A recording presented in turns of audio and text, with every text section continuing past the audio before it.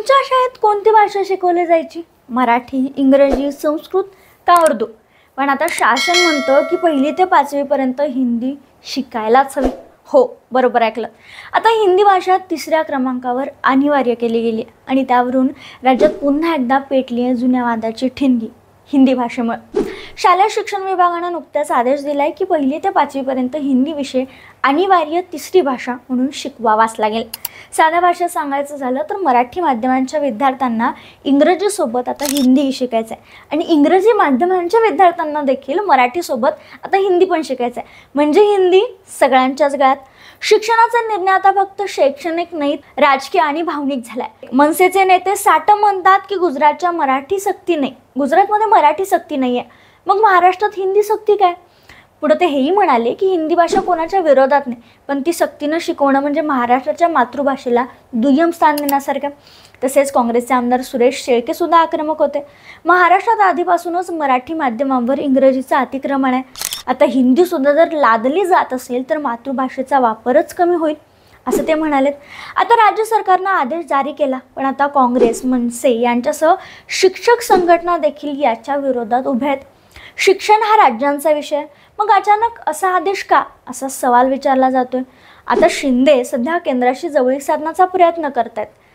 तो विषय आपण नंतर बघूया, पण आता या विषयावर बोलूया. या सगळ्यावर पालकमंत्री दादा भुसे यांनीही आपलं मत नोंदवले. ते म्हणाले की 1ली ते 5वी पर्यंत विद्यार्थ्यांना 3री भाषा निवडण्याचं पूर्ण स्वातंत्र्य असेल.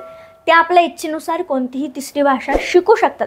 1ली ते 5वी जे विद्यार्थी इच्छुक असतील त्यांना 3री भाषा देण्याचा निर्णय केला गेला, असंही स्पष्टीकरण या सगळ्या संदर्भात देताना मंत्री दादा भुसे यांनी दिल्या.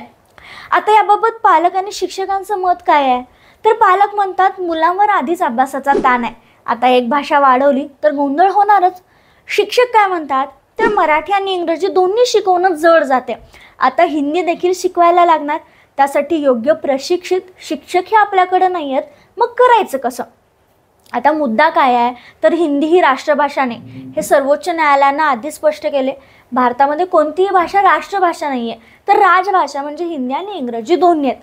मग प्रश्न असा की एखाद्या राज्यात स्थानिक भाषा सोडून इतर भाषा शिकवणं अनिवार्य करणं हे संविधानाच्या मूल्यांना धरून आहे का? हिंदीचे फायदे सरकार सांगते, पण त्यात खरोखरच ते फायद्याचं आहे का? शासन सांगतंय की हिंदी शिकवल्यानं देशाच्या कोणत्याही भागात संवाद शक्य होईल, शिवाय स्पर्धा परीक्षा, नोकरी किंवा सरकारी सेवेत देखील त्याचा फायदा होईल. पण आता यावर शिक्षण तज्ज्ञ काय विचारतायत? तर मराठी विद्यार्थ्यांना त्यांची मातृभाषा अधिक मजबूत हवी आहे, हिंदी नाही. मराठीसारख्या भाषेचा वापर कमी झाल्यास भाषिक संस्कृतीही नष्ट होईल. आता महाराष्ट्रात भाषेचा हा काय मुद्दा नवीन नाही आहे. 60च्या दशकात संयुक्त महाराष्ट्र चळवळ जेव्हा झाली त्यात भाषेचा मुद्दा ठळक होताच की. त्या संघर्षातून मुंबई महाराष्ट्राची झाली, पण आता पुन्हा एकदा हिंदी विरुद्ध मराठी असं वातावरण तयार केलं जाते की खरंच ते गरजेचं आहे? आपली ओळख जपायला हवी. भाषा ही केवळ संवादाचं साधन नाही आहे, ती संस्कृती, अस्मिता आणि इतिहासाची साक्ष आहे. जर एक राज्य आपल्या लोकांची भाषा मागे टाकून दुसऱ्या भाषेला वाढवू पाहत असेल तर ही केवळ शैक्षणिक नाही तर भावनिक लढाई बनते, असं देखील काहींचं मत आहे. आता या सगळ्यावर तुम्हाला काय वाटतं? शाळेत खरंच हिंदी शिकवणं गरजेचं आहे का? ते अनिवार्य करणं गरजेचं आहे का? या सगळ्याबद्दल एक नागरिक म्हणून, एक पालक म्हणून, एक सुजाण नागरिक आणि शिक्षक किंवा शिक्षण घेणारे विद्यार्थी म्हणून तुमचं मत काय? आम्हाला कमेंटमध्ये नक्की सांगा. व्हिडिओ आवडला असला तर लाईक शेअर करायला विसरू नका आणि चॅनलला आवर्जून सबस्क्राईब करा.